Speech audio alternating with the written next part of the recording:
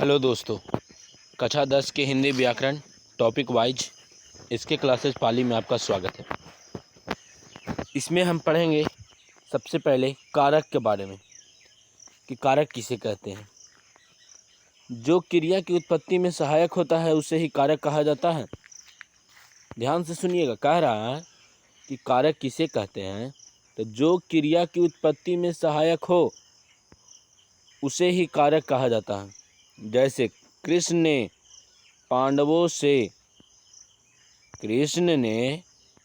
पांडवों से कौरवों का नाश करवा दिया। ये क्या हो गया? कारक हो गया। इसमें जो भी है ने, से, का, जैसे यहाँ पे ने हो गया, से हो गया, का हो गया, ये सब क्या है? कारक है। चलिए अब हम कारक के भेद के बारे में पढ़ते हैं। कहा जाता है कि कारक के मुख्यतः 6 भेद होते हैं। कितने भेद होते हैं? 6 भेद होते हैं। उसमें जो पहला हमें पढ़ना है वो पढ़ना है कर्ता कारक। कौन कारक? कर्ता कारक। क्रिया के करने वाले को कर्ता कहते हैं। क्रिया के करने वाले को कर्ता कहते हैं। अतः शब्द के जिस रूप से क्रिया वाले का पता चल जाए, शब्द के जिस रूप से क्रिया करने का पता चल जाए उसे कर्ता कारक कहते हैं। जैसे लड़का खेल रहा है। कौन खेल रहा है जी? लड़का। तो कर्ता कौन हो गया? लड़का। आगे है सूर्य चमकता है। कौन चमक रहा है? सूर्य। तो कर्ता कौन हो गया? सूर्य। आपको समझ में आ गया होगा। चलिए हम आगे बढ़ते हैं। अगला कह रहा है कि कर्म कारक। कौन सा कारक? कर्म कारक। कि कर्म कारक किसे कहा जाता है?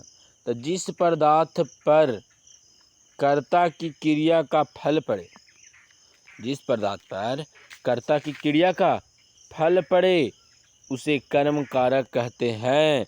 जैसे राम ने श्याम को पीटा। तो राम हो गया कर्ता, लेकिन किसको पीटा जी? श्याम को। तो पीटने का काम किस पर पड़ रहा? श्याम पर। तो क्या हो गया?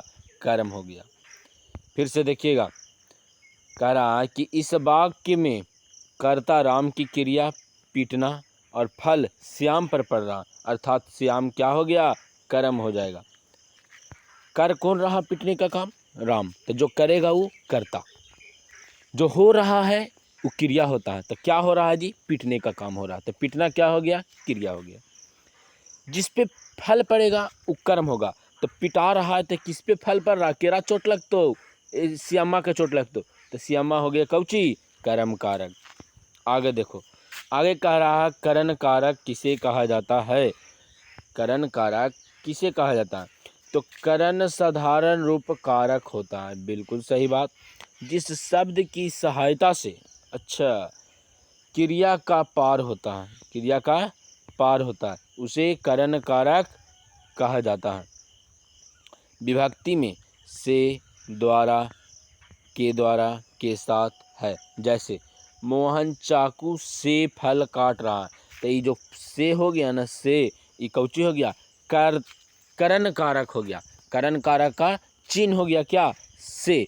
जैसे कर्ता कारक का चिन्ह है ने, कर्म कारक का चिन्ह है को, उसी प्रकार से करण का कारक है से। जैसे कर्ता ने, कर्म को, करण से, उसी प्रकार से। फिर कह रहा मोहन ने यह किताब नौकर द्वारा भिजवाई। तो ये जो ने हो गया ये हो गया कौन? करण कारक। चलिए, कोई दिक्कत? द्वारा हो गया, वो क्या हो गया? करण कारक। अगला हम पढ़ते हैं संप्रदान कारक। संप्रदान कारक में कहता है जिसके लिए क्रिया की जाती है, जिसके लिए क्रिया की जाती है, जिसे कुछ दिया जाता है उसे संप्रदान कारक कहते हैं। जिसे कुछ देंगे ना तो वो संप्रदान कारक। जैसे राम ने राजीव को गाय दिया। राम ने राजीव को गाय दिया, तो ये क्या हो गया? संप्रदान। किसी को दे रहे हैं हम, तो राजीव क्या हो गया? संप्रदान कारक। और गाय दी गई है उसे। ठीक। अगला पढ़ते हैं अपदान कारक। कहता है अपदान कारक में अपदान कारक में संज्ञा तथा सर्वनाम के जिस रूप से उससे किसी के अलग होने का डरना के उत्पन्न हो। कहा जाए कि जब भी कोई चीज़ किसी से अलग होगा, हमेशा के लिए जुदा हो जाएगा, तो उसको क्या कहेंगे? अपदान कारक कहेंगे।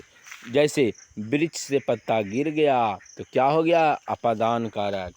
वृक्ष क्या हो गया? अपदान कारक। हम लखनऊ से आए तो लखनऊ अब नहीं गए हैं, वहाँ से निकल गए हैं, तो क्या हो गया? अपदान कारक। लड़के की गर्लफ्रेंड भाग गई तो शादी हो गई, तो लड़का क्या हो गया? अपदान कारक। आगे देखो, आगे हम संबंध कारक के बारे में पढ़ेंगे। जिस संज्ञा या सर्वनाम से किसी दूसरे शब्द के संबंध का पता चलता है उसे संबंध कारक। जैसे राम की गाय चरती है, संबंध के पता चल रहा कि गैया केकर है? राम के, तो कौन हो गया? संबंध कारक। संबंध बता रहा कि ना, हम तो कौन है? मौसा, तो मौसा कोची हो गया? संबंध कारक। चलिए, आप लोग को समझ में आ रहा होगा। आगे पढ़ते अधिकरण कारक। अधिकरण कारक में कहता है क्रिया या आधार को सूचित करने वाली संज्ञा या सर्वनाम के स्वरूप को अधिकरण कारक कहते हैं। कभी कभी में, पर, जैसे तुम्हारे घर पर 4 आदमी हैं, तुम्हारे घर पर 4 आदमी हैं, तो घर पर 4 आदमी है तो घर के ऊपरे रहेगा ना, घरवा में न रहेगा, तो ये अधिकरण हो रहा। तुम्हारे काम के बारे में बताया जाए कि पर नहीं, में। जैसे दुकान पर कोई नहीं था, तो दुकान के ऊपरे रहेगा ना, दुकान के भीतरे न रहेगा, तो दुकान में नहीं कोई है। जैसे नाव जल में तैरती है, तो जल में तैरती कुछ अंदर चल रहा ना, जल पर चलती है। समझ में आ रहा? चलिए आगे पढ़ते हम लोग। संबोधन कारक लास्ट है हमारा। संबोधन कारक संज्ञा के जिस रूप से किसी को बुलाया, पुकारा या संबोधित किया जाए, अरे बुलाए वाला है, तो उसे संबंध कारक कहेंगे, संबोधन कारक कहेंगे, सॉरी। जैसे हे प्रभु मेरे उद्धार करो, हे प्रभु। जैसे अरे छौड़ा एने आओ, अरे मौसा कहाँ जाई थी, तो इसम कौन कारक हो गया? संबोधन कारक हो गया। चलिए इसी के साथ हम लोग समाप्त करते हैं।